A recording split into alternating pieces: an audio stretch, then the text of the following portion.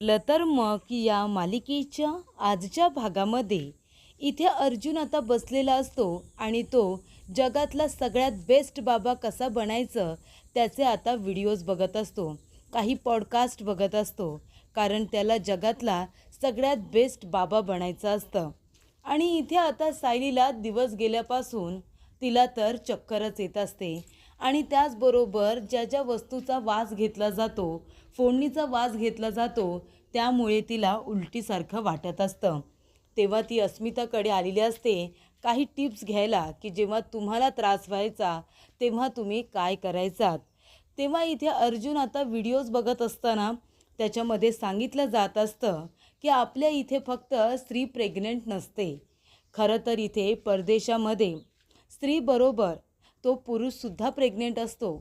म्हणजे आपल्या इथे फक्त स्त्री प्रेग्नेंट असते आणि त्यांच्याकडे असं म्हणतात की वी आर प्रेग्नेंट, म्हणजे आपण दोघेही प्रेग्नेंट आहोत. आपण दोघांनीसुद्धा अशी काळजी घेतली पाहिजे की बाळाला अगदी व्यवस्थित मोठं करायला पाहिजे, चांगल्या संस्कारांमध्ये मोठं केलं पाहिजे, अशी त्यांची विचारसरणी असते. आणि त्यामुळे आपणसुद्धा तेच केलं पाहिजे असं अर्जुनने ठरवलेलं असतं. आणि त्याचबरोबर इथे आता अस्मिता सायलीला म्हणत असते, अगं तुलासुद्धा असं मळमळल्यासारखं वाटतं ना, मलासुद्धा व्हायचं. तेव्हा सायली म्हणते, पण अस्मिता तुला एवढं नाही व्हायचं गं, तू छान मजेत होतीस, जे हवं ते खायचीस. ती म्हणते, नाही, तू माझी सगळी काळजी घ्यायचीस, पण तेव्हा मी माझा नॉशियासुद्धा घालवला होता. ती म्हणते, कसं काय? तर मी इन्हेलरचा वास घ्यायचे, इन्हेलरचा. नाहीतर तू एक काम कर, इन्हेलरच्या वासाने सुद्धा तुला त्रास होतोय, तर तू एक काम कर, फुलांचा वास घे. ती म्हणते, पण मला कसं कळणार की नक्की कुठल्या फुलामुळे माझी उलटी थांबते? नाहीतर मी सगळ्या फुलांचा जाऊन वास घ्यायचे.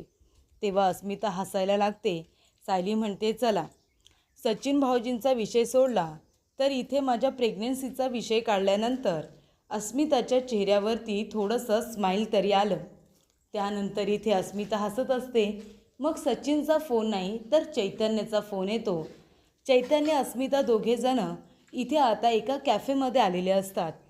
तेव्हा इथे सचिन म्हणत असतो की हे दोघेजणं आता उघड उघड फिरायला लागलेत का? त्यांचे फोटोज आणि व्हिडिओज सचिनने आपल्या मोबाईलमध्ये काढून ठेवलेले असतात. तो म्हणतो, अर्जुन सुभेदार, हे आहे तुझ्या बहिणीच्या अफेअरचे पुरावे. तुला कोर्टात पुरावे हवे असतात ना, पण तुला पुरावे तर मी देईनच रे कोर्टामध्ये. पण तुला इथे तुझ्या मित्राला धडा शिकवायला सांगितला तर तू शिकवणार नाहीस, तो मला शिकवावा लागेल. आणि तेव्हा सचिन येतो, चैतन्याला पकडतो आणि म्हणतो, काय रे, माझ्या बायकोबरोबर इथे आता दिवसा ढवळ्या फिरताना तुला लाज वाटत नाही का? माझ्या बायकोबरोबर टाईमपास करतोयस, जिच्याबरोबर फिरतोयस ना ती माझी बायको आहे, हे विसरलंस का तू? तेव्हा अस्मिता म्हणते, सचिन गप्प बस, हे बघ, तो माझा भाव आहे आणि तू घरी माझ्यावरती खोटे नाटे आरोप केलेस तर केलेस, आता अख्ख्या जगाला सांगतोयस का? तो म्हणतो, हो सांगतोय मी अख्ख्या जगाला, कारण तू करतेसच तसं ना. अगं तू या माणसाबरोबर फिरतेस ना. आणि सचिन तर इथे अस्मिताला म्हणालेला असतो की घरामध्ये चार भिंतींमध्ये तुला कोंडल्यासारखं वाटतं, तर असं थोडं बाहेर फिरायचं, थोडं फिरायला यायचं, तुलाच मोकळं वाटेल. म्हणून तो इथे फक्त अस्मिताची मदत करत असतो. पण ते म्हणतात ना की इथे आता प्युअर नातंसुद्धा आजकालच्या लोकांना नजरेमध्ये खुपायला लागतं, तशी गत सचिनची झालेली असते. आणि सचिन चैतन्यावरती हात उगारतो, त्याला हवं तेवढं मारतो, तोंडातून रक्त येईपर्यंत मारतो. आणि चैतन्य मात्र गप्प असतो, कारण त्याला तमाशा नको असतो. तर इथे अर्जुनने आता जगातला बेस्ट बाबा बनायचं ठरवलं आहे. मग काय, सायलीच्या आवडत्या रेस्टॉरंटमधून त्याने सगळे पदार्थ ऑर्डर केलेले असतात. तिला जे जे पदार्थ आवडतात ना ते सगळे पदार्थ आता ऑर्डर केलेले असतात. प्रताप काका आणि इथे कल्पना म्हणत असतात, काय रे अर्जुन, हे काय आहे? अरे तू काय काय तयार केलेस? तो म्हणतो, नाही मम्मा, मी बनवलेलं नाही आहे, मी फक्त सगळे पदार्थ काढून ठेवलेत. हे सगळे पदार्थ मी सायलीसाठी ऑर्डर केलेत. आता मी तिची नीट काळजी घेणार आहे, तिला हवं नको ते सगळं मी स्वतः बघणार आहे. प्रेग्नेन्सीमध्ये तिच्या सगळ्या इच्छा मला पूर्ण करायच्या आहेत. असं म्हणतात की प्रेग्नेन्सीमध्ये म्हणजे आता आपल्याकडे बायको डिमांड करते ना, ती तिची पण डिमांड असते, पण जास्त बाळाची असते. मग आपल्याला दोघांच्यासुद्धा डिमांड ह्या पूर्ण केल्या पाहिजे ना. तेव्हा मी सायलीसाठी सगळे पदार्थ आणलेत, तिला जे आवडतील ना ते ती खाणार आहे. कल्पना म्हणते, बाप रे, अर्जुनचा उत्साह तर खूपच जास्त आहे. अर्जुन तर इथे खूपच जास्त काळजी घेतोय आपल्या सायलीची. तेव्हा इथे प्रताप काका म्हणतात की जेवढा हवेत उडतोय ना तेवढा धाडकन खाली पडणार आहे, बघच तू. त्यानंतर इथे अर्जुन म्हणतो, बायको चल चल, मी तुझ्यासाठी बघ काय आणले, तुझ्यासाठी सरप्राईज आहे. ती म्हणते, अहो काय सरप्राईज आहे सांगा तरी.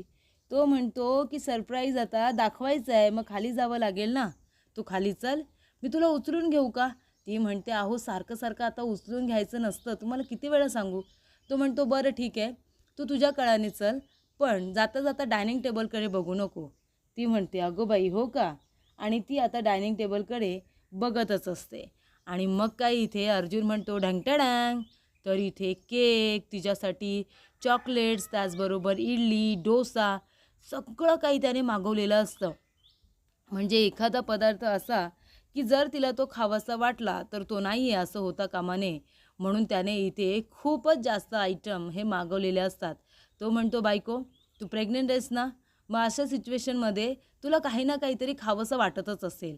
आता हे सगळे पदार्थ बघ तुझ्या आवडीचे आहेत, तुला यातलं जे जे खायचं आहे ना ते सगळं थोडं थोडं खा. तेव्हा इथे सायली म्हणते, अहो पण एवढं सगळं, पण हे सगळं बघून तर मला अजूनच उलटीसारखं होतं आहे. आणि ती धावत पळत जाते ना आता उलटी करायला. कोरड्या उलट्या, त्याचबरोबर इथे पदार्थाचा वास घेऊन आलेल्या उलट्या, ह्या तिला होतच असतात. तेव्हा इथे आता लगेचच कल्पना म्हणते, अरे बापरे, सायलीला या सगळ्या पदार्थांचा तर वास येतोय, मग हे पदार्थ इथे जर ठेवले ना तर ती हॉलमध्ये येऊच शकणार नाही. एक काम करतेस का गं विमल, हे सगळे पदार्थ फ्रीजमध्ये नेऊन ठेव बरं. इथे ठेवलेस तर सायली हॉलमध्ये येऊ शकणार नाही. तेव्हा इथे अर्जुन म्हणतो, मम्मा अगं पण मी तर हे सगळे पदार्थ सायलीसाठी आणले होते ना, तिला आवडतील म्हणून. तेव्हा इथे कल्पना म्हणत असते, अरे हो बाळा, पण आता काय होतंय, तिला काहीच खावंसं वाटत नाही आहे ना, त्याच्यामुळे हळूहळू तिला बरं वाटलं ना की ती खाईल. त्यानंतर इथे अस्मिता आणि सचिन या दोघांच्या भांडणामुळे आहे ना, इथे आता चैतन्याला खूप काही भोगावं लागत असतं. कारण का, चैतन्य पूर्णपणे बदनाम झालेला असतो. सचिनच्या कचाट्यात तो सुद्धा सापडलेला असतो. सचिन म्हणतो, सोडणार नाही आहे मी तुला, सोडणार नाही आहे चैतन्य, माझ्या बायकोबरोबर फिरतोयस तू, मला अजिबात तुझं हे वागणं आवडलेलं नाही आहे. तेव्हा अस्मिता म्हणत असते, सचिन तू जे काही वागतोयस ना ते मला आवडलेलं नाही आहे. तू माझ्यावरती संशय घेतलास, मी किती वेळा तुला सांगितलं की तसं काही नाही आहे, पण तू ऐकलं नाही आहेस ना. तेव्हा इथे आता चैतन्याला सचिनने ज्या पद्धतीने मारलेलं असतं ना ते आता सगळं CCTV कॅमेऱ्यामध्ये रेकॉर्ड झालेलं असतं. सचिनचं लक्ष जातं CCTV कॅमेऱ्यामध्ये आणि तो तिथे येतो आणि मग त्या कॅमेऱ्याकडे बघूनच म्हणत असतो की हे बघ अस्मिता, तू मला फसवलं आहेस, तू तुझी लिमिट्स आहे ना क्रॉस केली आहेस आणि मला हे अजिबात आवडलेलं नाही आहे. चैतन्य, तू माझ्या बायकोला इथे माझ्यापासून दूर केलं आहेस ना, बघ आता याची शिक्षा मी तुला देणार आहे. तेव्हा चैतन्य म्हणतो, जास्त बोलू नकोस, कळते का सचिन, तुला वाटते तसं काहीच नाही आहे, तू विनाकारण आमच्यावरती आरोप करतोयस आणि हे बघ सत्य एक ना एक दिवस सगळ्यांच्या समोर येणारच. तेव्हा सचिन म्हणतो, याचं उत्तर मी तुम्हाला आता कोर्टामध्ये देईन, बघाच देतो की नाही ते. तेव्हा इथे अस्मिता म्हणत असते, चैतन्य खरंच सॉरी, माझ्यामुळे तुला एवढं सगळं लागलं. मी तुला म्हणायलाच नको होते की मला बसून बसून घरामध्ये कंटाळा आलाय, म्हणून तू मला मोकळ्या हवेमध्ये घेऊन आलास, पण इथे सचिनने तुला खूप मारलं, त्यासाठी खरंच खूप सॉरी. तुला खूप लागले, चल आपण डॉक्टरकडे जाऊया, आधी पट्टी वगैरे केली पाहिजे, चल. तेव्हा सचिन म्हणतो, अस्मिताई नको काळजी करू, अगं मी ठीक आहे. ती म्हणते, नाही आधी डॉक्टरकडे चल, मग आपण बोलू. त्यानंतर इथे सचिनला आता धडा शिकवायचा कसा याचा विचार तर ती करतच असते, पण घरी मात्र सगळेजण सायलीचा विचार करत असतात. कारण सायलीला आता कसं बरं वाटेल, ती काय खायला गेली की उलटी, तिला त्रासच होत असतो. ती म्हणते, माझ्यामुळे तुम्हाला सगळ्यांना खूप त्रास होतोय ना. तेव्हा अर्जुन म्हणत असतो की बायको तुला कसं बरं वाटेल, तुला कसला वास द्यायला पाहिजे. तेव्हा कल्पना म्हणते की एक काम कर विमल, गार्डनमधून जा आणि काही फुलं घेऊन ये, म्हणजे इथे सायलीला फुलांचा वास घेतल्यानंतर तरी बरं वाटेल. आणि तेव्हा काय, इथे विमल जाते आणि लगेच गार्डनमधून काही फुलं घेऊन येते, पण त्या फुलांचा सुद्धा वास तिला सहन होत नाही. ती म्हणते, नको नको विमलताई, या फुलांचा वास घेऊन तर मला अजून उलटीसारखं वाटतंय. तेव्हा कल्पना म्हणते, विमल एक काम कर, ही सगळी फुलं आहे ना परत नेऊन ठेव. आता काय करायचं? जा बरं सायली, तू जाऊन तुझ्या रूममध्ये आहे ना आराम कर. आणि तेव्हा सायली आता रूममध्ये आराम करायला गेलेली असते आणि ती जात असतानाच इथे अश्विनचा फोन आलेला असतो. ती म्हणते, आई अश्विन भाऊजींचा फोन आहे, काहीतरी महत्त्वाचंच असेल. तेव्हा ती फोन स्पीकरवरती टाकते. तेव्हा ती म्हणते, अश्विन भाऊजी बोला, सगळे इथेच आहेत, फोन स्पीकरवरतीच आहे. अश्विन म्हणतो, ठीक आहे वहिनी, बरं झालं, तुम्हाला सगळ्यांना एक निरोप द्यायचा आहे. आपल्या पूर्णाजी जी सायकेट्रिक आहे ना, ती आता घरी येणार आहे. पूर्णाजीसाठी आपण आता एक वेगळा प्लॅन केला आहे ना, एक स्टेप पुढे जाण्याचा. तेव्हा ती आता घरी येणार आहे. सगळेजण घरीच थांबा. पूर्णाजी कशी रिॲक्ट करेल तेव्हा आपण सगळेजण तिथे असलं पाहिजे. त्यानंतर इथे हवालदार मॅडम येतात जेलमध्ये आणि प्रियाला म्हणतात, ए मुली इकडे ये, तुला तुझा निरोप घरी पाठवायचा होता ना. तेव्हा मी जेलर साहेबांकडून परवानगी घेतली.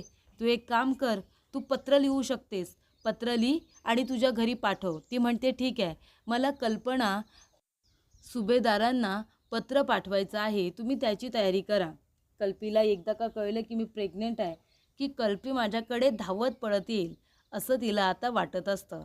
त्यानंतर इथे आता चैतन्य आणि अस्मिता आलेले असतात. तेव्हा सगळेजण म्हणतात, काय रे चैतन्य, काय झालं, तुला कसं काय लागलं? तर सचिनने त्याला मारलं. सचिन कॅफेमध्ये आला होता आणि त्याने मारलं. अर्जुन म्हणतो, तू मला का नाही सांगितलंस? थांब, आत्ताच्या आत्ता जातो आणि त्यालासुद्धा मारतो. त्यालासुद्धा कळलं पाहिजे की दुखल्यानंतर कसं वाटतं ते. तेव्हा सायली म्हणते, अहो तुम्ही रागाच्या भरामध्ये कुठलाही निर्णय घेऊ नका, नाहीतर त्याचा त्रास आहे ना इथे अस्मिताताई आणि चैतन्य भाऊजींना अजूनच होईल. त्याने पोलीस बोलवले नाही, पण तुम्ही गेलात ना तर तो नक्की पोलीस बोलवेल. त्यामुळे आता आपण इथे असं काहीच करायचं नाही जे आपल्या विरोधात जाऊ शकतं. अस्मिता म्हणते, माझंच चुकलं, मी चैतन्याला बोलायलाच नको होतं की मला 4 भिंतींमध्ये कोंडल्यासारखं वाटतंय, म्हणून तो म्हणाला की आपण थोडा वेळ बाहेर येऊया म्हणून. पण मला कुठे माहिती होतं की ज्या माणसाच्या डोक्यामध्ये इतकं विष आहे तो कुठेही ते विष बाहेर काढू शकतो. तेवढ्यातच अश्विनचा पुन्हा एकदा फोन आलेला असतो. तो म्हणत असतो की सायली वहिनी, तुम्ही सगळेजण तयार राहा, पूर्णाजीच्या बरोबरच थांबा, त्या सायकेट्रिक मॅडम घरी आता येणारच आहेत. सायली म्हणते, येऊ द्या भाऊजी, येऊ द्या, आम्ही आहोत सगळेजण घरामध्ये, आम्ही पूर्णाजीची काळजी घेऊ. त्यानंतर इथे साक्षी शिकरेला प्लॅस्टिक सर्जरी करायची असते म्हणून ती आलेली असते. तिला आपला चेहरा पूर्णपणे बदलायचा असतो. तेव्हा डॉक्टर म्हणतात, हे बघा, एखादा पार्ट बदलायचा असेल तर त्या गोष्टी सहजरित्या शक्य होत असतात, पण तुम्हाला काय करायचं आहे, पूर्ण चेहऱ्याचा आकारच बदलायचा आहे. तर तुम्हाला एक सर्जरी करून जमणार नाही आहे, तुम्हाला मल्टिपल सर्जरीज कराव्या लागणार आहेत आणि त्या होत असताना थोडासा वेळ लागेल. तुम्ही तयार आहात का? ती म्हणते, हो मी आहे तयार, मी मल्टिपल सर्जरीज करायला तयार आहे, तुम्ही फक्त सुरुवात करा. तो म्हणत असतो, ठीक आहे, तुमची आता मी ऑपरेशनची तयारी करतो, आपण सुरुवात करूया. तेव्हा साक्षी म्हणत असते की अर्जुन सुभेदार, आता असा चेहरा बदलते ना की तू ओळखूच शकणार नाही आहेस की मी साक्षी आहे की कोण आहे. साक्षी शिकरे जिवंत नाही आहे असंच आता मी सगळीकडे पसरवणार आहे. आणि त्यानंतर प्रेक्षकांनो, इथे आता अस्मिताला खूपच जास्त त्रास होत असतो आणि म्हणूनच इथे सगळेजण तिची काळजी घेत असतात. कारण सचिनने ज्या पद्धतीने तिला फसवलेलं असतं ना, तिलासुद्धा या सगळ्यातून बाहेर काढणं गरजेचं आहे. पण सचिनसारख्या माणसासाठी मी एक अश्रूसुद्धा गाळणार नाही आहे डोळ्यातून, असं अस्मिताने ठरवलेलं असतं. आणि इथे आता सगळेजण सायलीकडे लक्ष देत असतात, तिचा नॉशिया कसा घालवायचा याकडे बघत असतात. सगळेजण आपापल्या परीने माहिती गोळा करत असतात. तेवढ्यातच इथे प्रतिमाचा फोन येतो आणि प्रतिमा म्हणत असते, अगं मला कळलं कल्पना, तू सांगितलं होतंस ना की आपल्या सायलीला उलट्या होत आहेत म्हणून, तिला प्रत्येक पदार्थाचा खूप वास येतो आहे. अगं मला तिला अभिनंदन करायचं आहे, पण तिथे येऊन मला तिला घट्ट मिठी मारून अभिनंदन करायचं आहे. पण तोपर्यंत एक महत्त्वाची गोष्ट म्हणजे की तुला माहिती आहे का, कुणाचा इथे आता नॉशिया कसा जाईल काही सांगता येत नाही. मी इथे निशिगंध जे फूल आहे ना, निशिगंधाचा वास घ्यायचे, तेव्हा मला बरं वाटलं. तेव्हा तुम्ही सायलीला निशिगंधाच्या फुलाचा वास द्या, म्हणजे तिलासुद्धा बरं वाटेल. तेव्हा इथे प्रतिमाच्या आणि सायलीच्या बऱ्याचशा गोष्टी आता सिमिलर असल्यामुळे इथे आता निशिगंधाच्या फुलांनी तिलासुद्धा बरं वाटत असतं.